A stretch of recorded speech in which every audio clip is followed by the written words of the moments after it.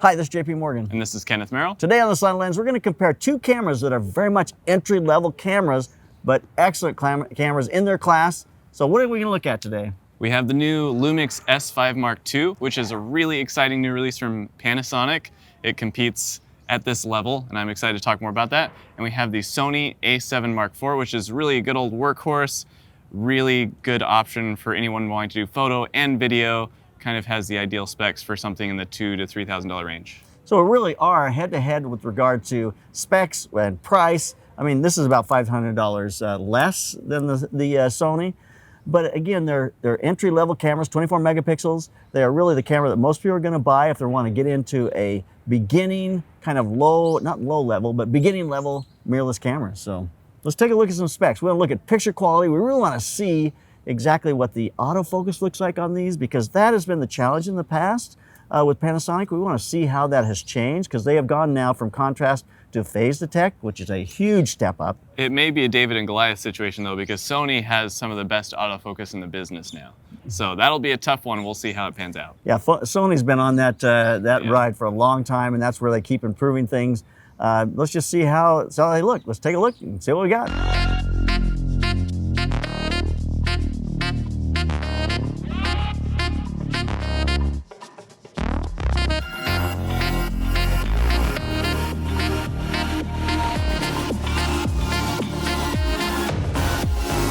So let's talk about the specs of these two cameras. Yes, I mean, it is fascinating. The specs are so close together. I mean, the Sony obviously is like $500 more, so starting there, price-wise. Yeah.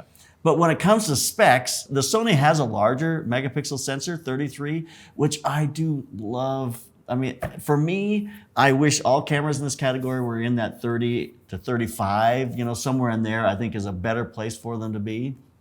24 feels just enough. It's adequate. Just barely enough. If you're not going to do too much, you know, cropping and recomposing and stuff. Yep. This only has 24, which is, you know, a lot of other, like the R6 Mark II, which was just released, upped from 20 to 24. So, you know. Canon, like, I'm going to give you an extra megapixel. It's like, come on, Ebenezer. That is very much how it feels with them. It does. So. But 24 is still good. I mean, I feel like that is not going to break the deal necessarily. No. The other thing that you're getting for the $500 extra with Sony is more buffer. You're getting 10 frames per second instead of 9 with a mechanical shutter, and an incredible 828 raw photo buffer with an unlimited JPEG buffer. You can shoot JPEGs until your card fills up on this camera. This camera is only limited to 200 images. And this is CF Express Type A. And so that's why you have a faster card. You got a longer, you know, you can buffer longer on that card. It's much different. So that is an advantage. You have that CF Express Type A, which is a major advantage. Beyond that, the specs are just so similar, down to very similar EVFs, LCDs.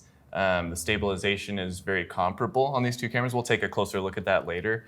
What else? I mean, well, you do have the fan. I've not had trouble. We shoot on the A7 IV. I've not had trouble with it overheating. We have not had that issue. Have you shot like extended 15-minute, 20-minute takes in the sun? In the sun. Wow, like I said, we were out in the sun photographing bees at our hive, and this was working fine, but the A1 we'd have to stop and let it cool off, and you know. So this was actually more usable than the A1 was in that situation. Well, shall we look at the imagery here? That's really where the rubber meets the road. Let's look at autofocus, let's look at imagery, and just see how these compare when it comes to what you get. Let's take a look at the picture quality test. I love looking at the cameras head to head, and what I have found as you go through this process is that the color on these things are a lot closer than you think. Yeah. As we were shooting on the Panasonic, I was loving the color, but when I put it next to the Sony, I took this through Silky Pics with the Panasonic because it's not updated yet on Adobe, so that was the only way to convert the RAW. But I just sent it straight through. I didn't change the color settings. We Did you set adjust these contrast or anything? Nothing. No. Okay. Just sent it straight through on both these. And if you look at them, the color is very similar.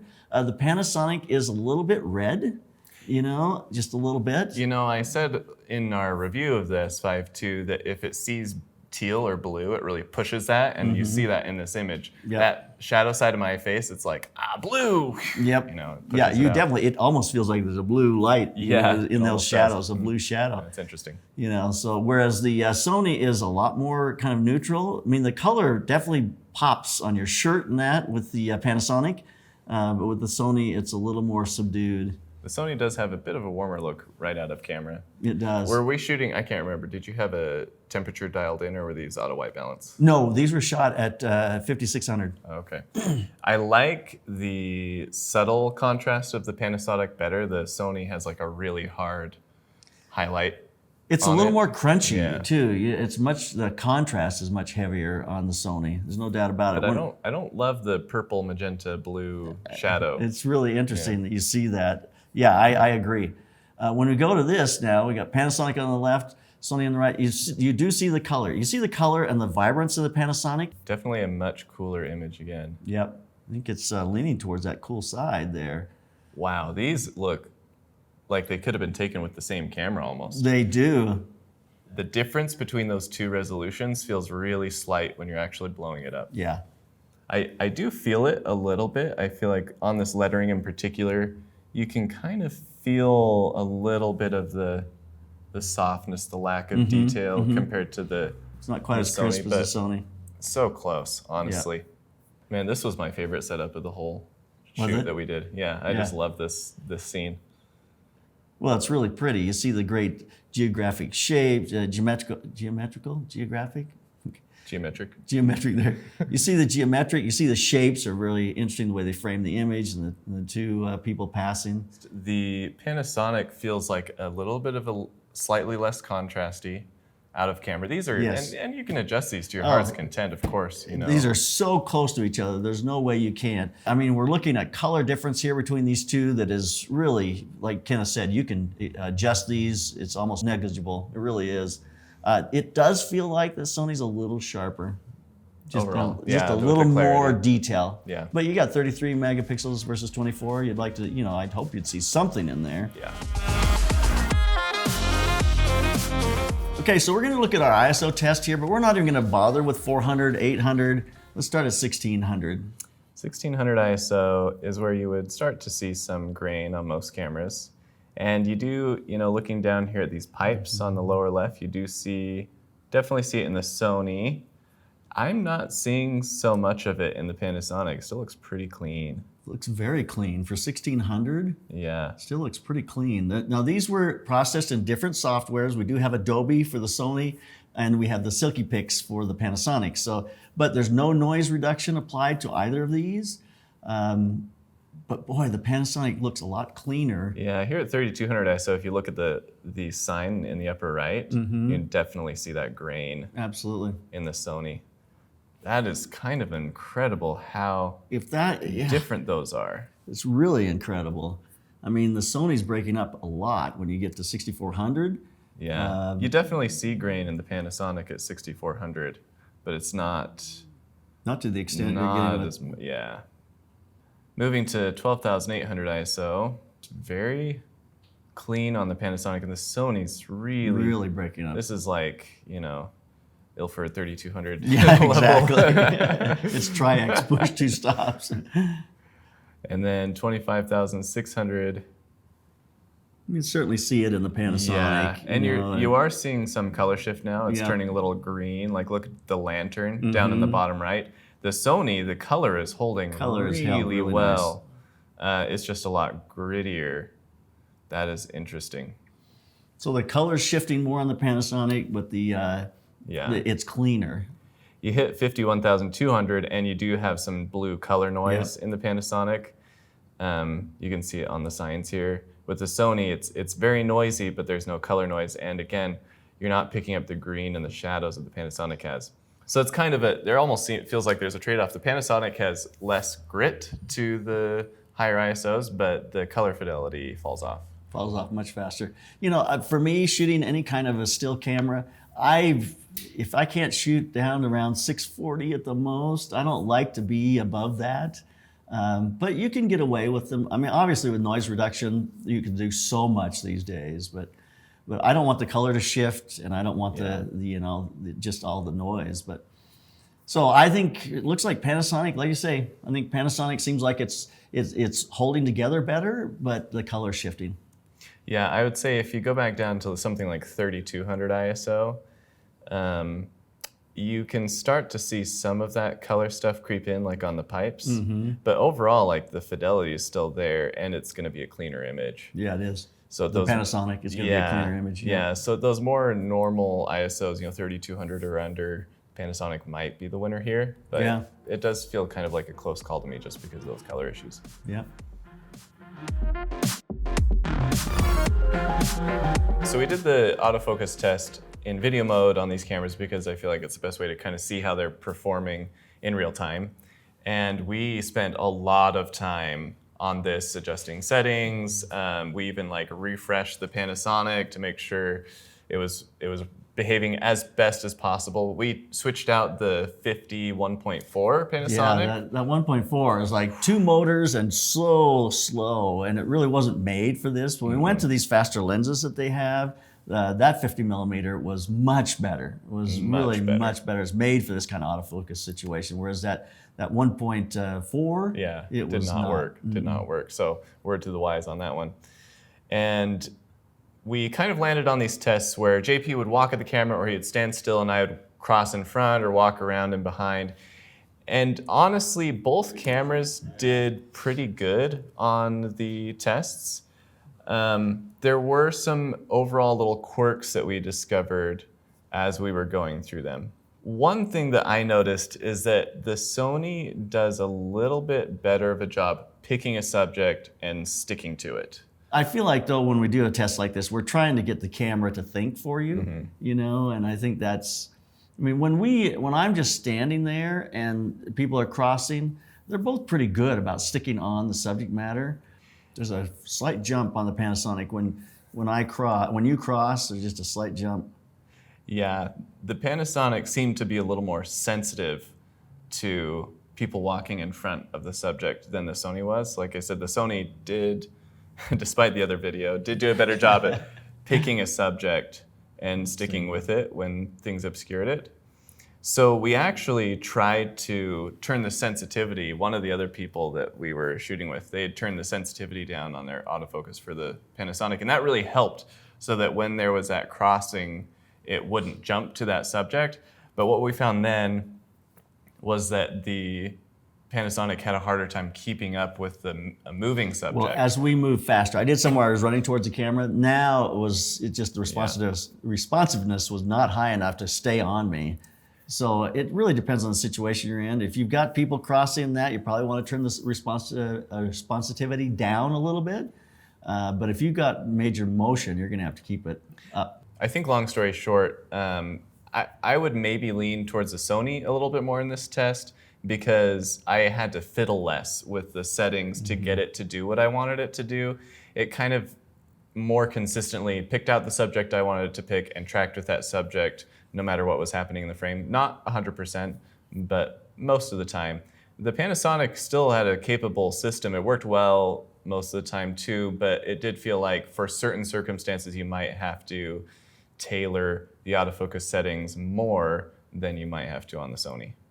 So Sony kind of edged out the Panasonic in this test, but not so far apart that you would say these are unusable cameras for professional application. This test we call the close-up on Kenneth's face test. We had two 50 millimeter lenses and my arms are only so long, so you get this uncomfortable And of course, that Sony is really heavy because it's got that big 50 millimeter on it. So the Sony on the right is way less stabilized than the Panasonic. This is mind-blowing. And it's jittery. It's jumping around. Whereas look at the Panasonic. It is so smooth. That is crazy. I didn't expect it to be this different. I didn't either. Not at all. I mean, this feels very usable. This feels the Panasonic feels so comfortable. Yeah, the stabilization on the Panasonic far outdoes the Sony. That surprises me. That surprised me that it was that different. Me too. I mean, I've always felt like Panasonic is the best in the biz for IBIS, but that level of difference. That's amazing. Yeah, it really was.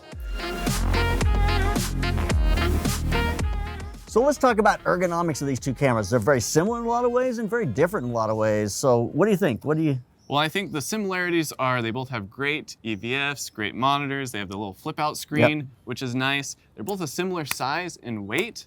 The Sony is probably a little bit lighter. It's not helped by this massive that lens trash is massive. can size lens. But overall, I think both of them are pretty good ergonomically. I will say I like the tactile experience of the Panasonic. I agree with you there. I feel like you have buttons that are more like an old DSLR, that they do exactly what they're supposed to, white balance ISO, your exposure compensation. You have this dial, it has all your frame rates, and it has an intervalometer, which is Yeah, awesome. intervalometer, which is great. So you can set that on the top. You can set all your time-lapse settings. When you click it to that, you're ready on the Panasonic to hit record and go for it. So, I mean, those things are good. I think the Sony does have a lot more buttons that you can program, which gives you a lot of options. You can then customize this camera to do exactly what you want. I do miss the little switch for the video and photo mode too. Yeah, on the Sony, you do have that video, photo, or your slow motion setting. So, I mean, on this, you have it on the top. So it is there. Yeah, it's there. Kenneth likes that little button I like the on switch. the side. I like the switch a lot. I think the most important advancement of this is really the fan. Yeah, the fan is awesome. It's a new fan design from Panasonic that they're using to try and keep the heat out of the sensor block when you're recording video. So a lot of other systems, especially Canon, but even the Sonys, can overheat if you record video for too long, if you're out in the sun or in a hot environment. And Panasonic's usually been really good with this. I mean, my S1H had a fan built into the back. Yeah, that was really made But this for that. is a sort of ingenious design where it just radiates the heat upward and then spins it out the side with the fan under the hot shoe. I hope that other systems will adopt something similar to kind of keep that under control. Because really the reality is they're saying it really will play forever and not overheat and just has the ability to be what a video camera should be.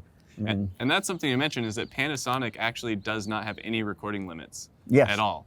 And the Sony A7 IV does. So that's the thing. Yeah, certainly interesting to know. Also, you might want to, both of these have a full-size HDMI, which I think is just something to mention that's compatible, not compatible, but they both have a full-size HDMI. A couple small gripes that I have with the Panasonic after using it are, one, I don't love the lens mount button being here. I know a lot of systems have it here, but it's kind of obnoxious to get to, and it is really, these lenses are snug when you put them on. They're kind of hard to get on and off.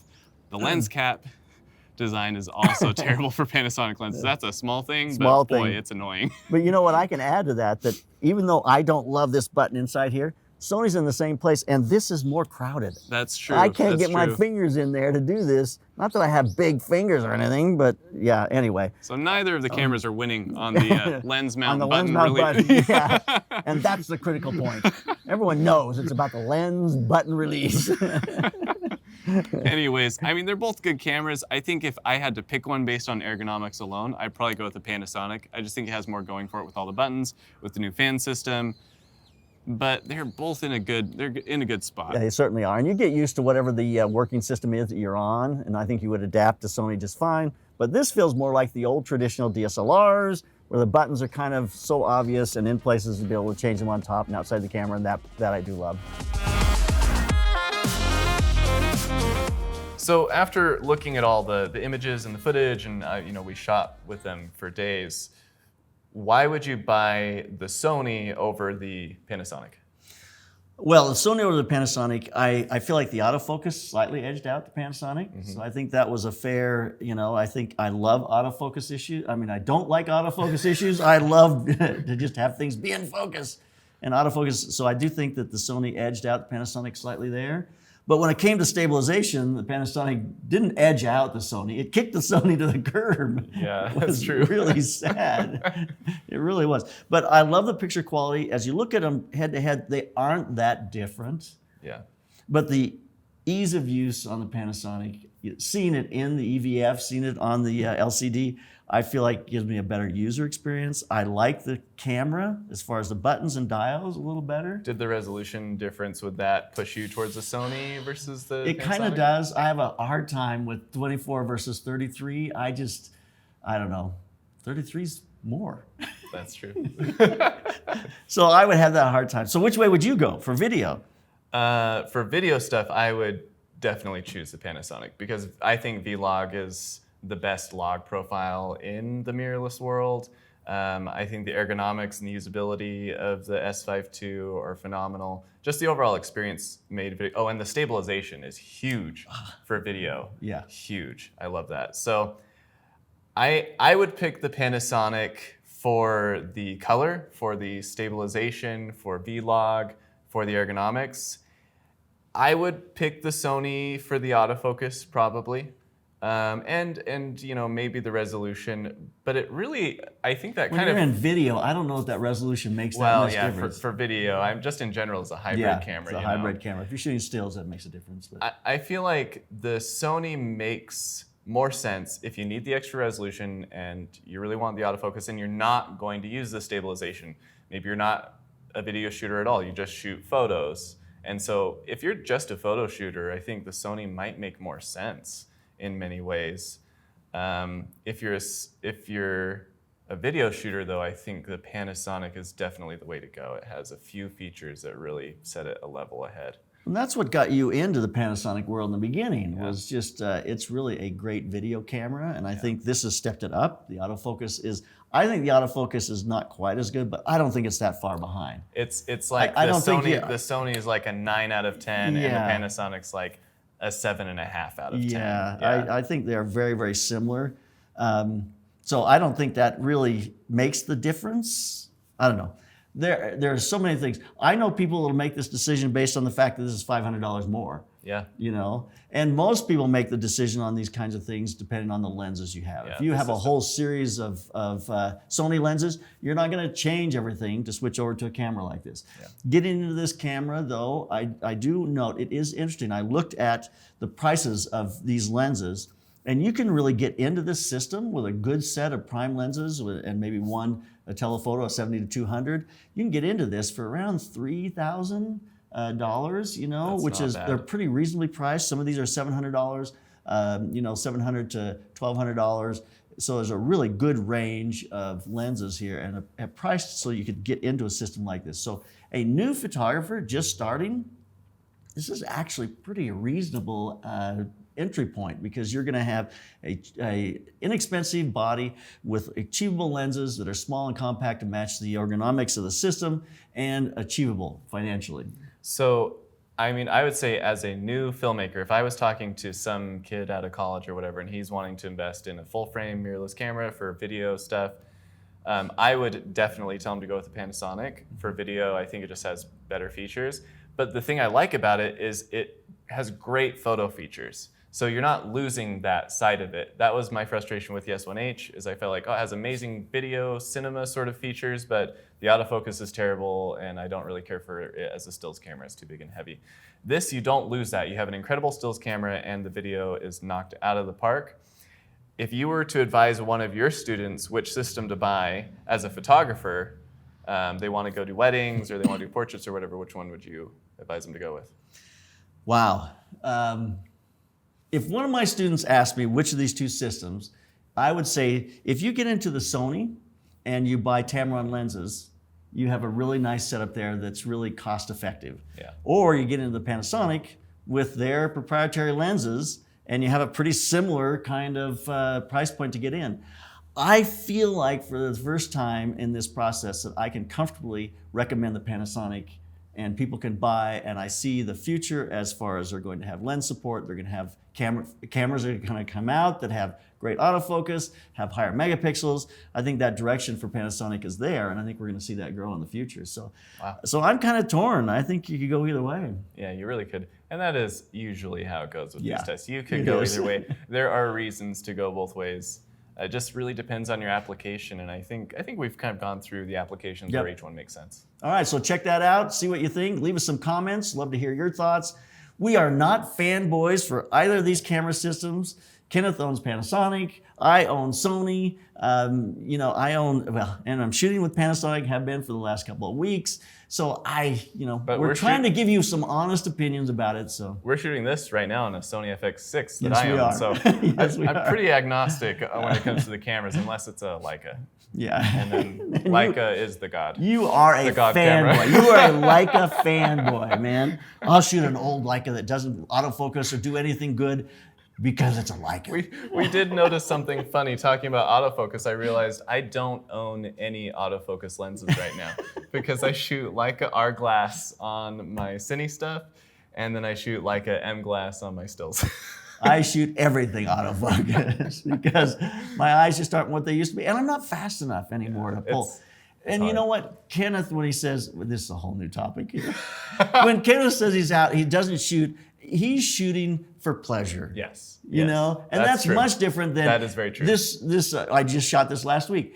This girl is going to run and pole vault over that ball. I need you to get 9 frames a second in focus with your Leica. Yeah. Click. Zone focus. F8, baby. Anyways, Here you go. we hope you enjoyed the comparison.